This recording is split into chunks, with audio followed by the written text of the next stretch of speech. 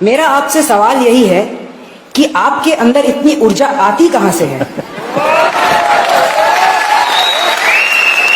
हमें पता है कि आप योगा करते हैं, लेकिन आप हमें यह बताएं कि यह ऊर्जा हम भी अपने लाइफ में यूज करके देश हित के लिए आगे हम यूज करके अपनी देश हित के लिए काम कर सकें आपकी यह ऊर्जा से।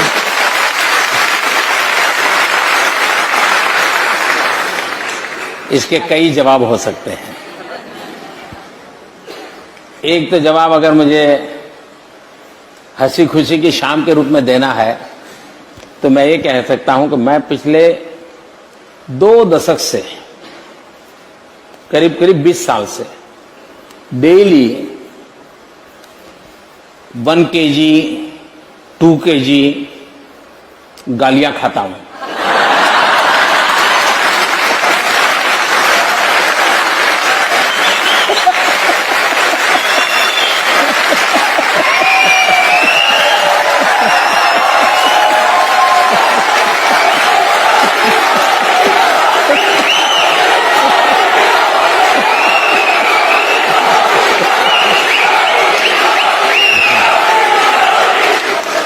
लेकिन सीधी सीधी बात मैं बताता हूं सरल। एक पुरानी शायद घटना आपने सुनी होगी कि कोई तीर्थ स्थान था एक पर्वतमाला पर, और तराई के अंदर कोई संत महात्मा बैठे थे, और एक 8 साल की बच्ची अपने 3 साल की उम्र के भाई को उठा करके उस पहाड़ी पर चढ़ रही थी। उस संत ने उसको पूछा, अरे बेटे तुझे थकान नहीं लग रही क्या? तो उस बच्चे ने जवाब दिया, ये तो मेरा भाई है। तो संत ने दोबारा पूछा, अरे तुझे, मैं तुम्हारा कौन रिश्तेदार है नहीं पूछ रहा हूं, मैं तुझे पूछ रहा हूं तुझे थकान नहीं लग रही है, इसको उठा के चल रही हो? तो उस बच्चे ने दोबारा जवाब दिया, वो तो मेरा भाई है। तो संत ने तीसरी बार पूछा, अरे मैं तुझे नहीं पूछा हूं तेरा रिश्तेदार कौन है, मैं पूछ रहा हूं अरे तुझे थकान नहीं लग रही है क्या? तीसरी बार उस बच्चे ने कहा, बाप जी ये मेरा भाई है, भाई का थकान नहीं लगता।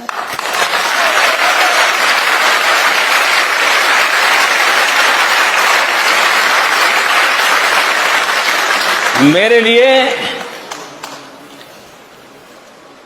125 करोड़ देशवासी ये मेरा परिवार है।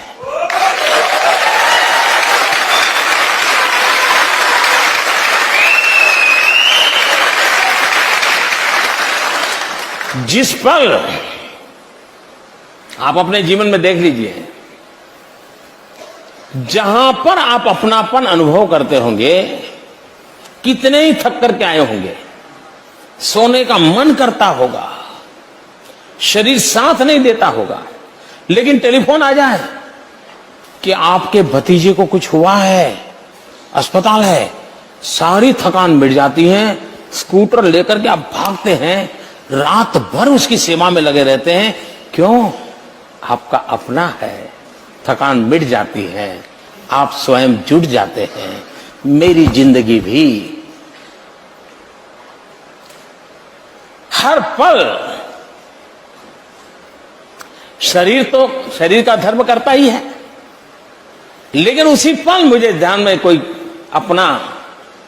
अपनों के लिए, कभी त्रिपुरा से कोई खबर, कभी केरल से कोई खबर, कभी दिल्ली से कोई खबर, तो फिर मन करता है, अरे उठो यार, चलो दौड़ो।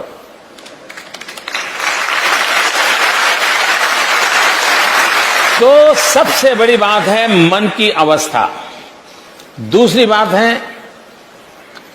कि हमें भी, क्योंकि मैं चाहूंगा मेरी जिंदगी ऐसी है कि आज तो प्रधानमंत्री हूं तो कोई चाय भी ले आएगा, पानी भी ले आएगा, लेकिन मुझे मालूम है उसके बाद क्या होगा। और इसलिए मैं नहीं चाहता हूं मैं कभी भी किसी पर बोझ बनूं।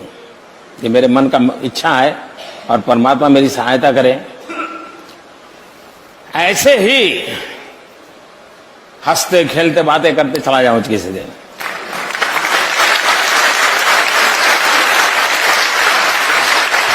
जिंदगी में किसी पर बोझ न बनूं, और इसलिए शरीर को जितना फिट रख सकता हूं, शरीर से जितना काम ले सकता हूं, जितने नियमों का पालन कर सकता हूं, जितना भी मैं सीख पाया हूं, उसको मैं जीने का प्रयास करता हूं। और मैं सभी नौजवानों से कहना चाहूंगा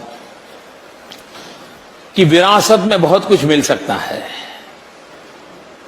लेकिन अपने आप को फिट रखना, ये अपने माँ बाप की विरासत के ऊपर भरोसा नहीं रख सकते, वो आपको अपने आप करना पड़ता है जी।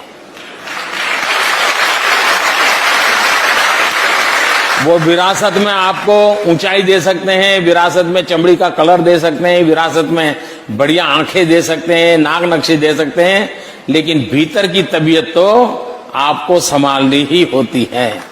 और मेरा अनुभव कहता है कि एक डिटैचमेंट जो होता है वो अपने आप एक बहुत बड़ी ताकत होता है। और दूसरा, नियमों से जिंदगी जीने से आप जिस काम के लिए निकले हो उस काम के लिए अपने आप को योग्य बना सकते हो। हमने जहां है वहां किसी पर बोझ नहीं बनना चाहिए। हो सके उतना हमने जीवन ऐसा जीना चाहिए कि कभी किसी पर बोझ न बने। और ये फिटनेस मंत्र तो आपने दे ही दिया कि फिटनेस विरासत में नहीं मिलती। हाँ ये तो आपने यूज खुद ही करनी पड़ती है।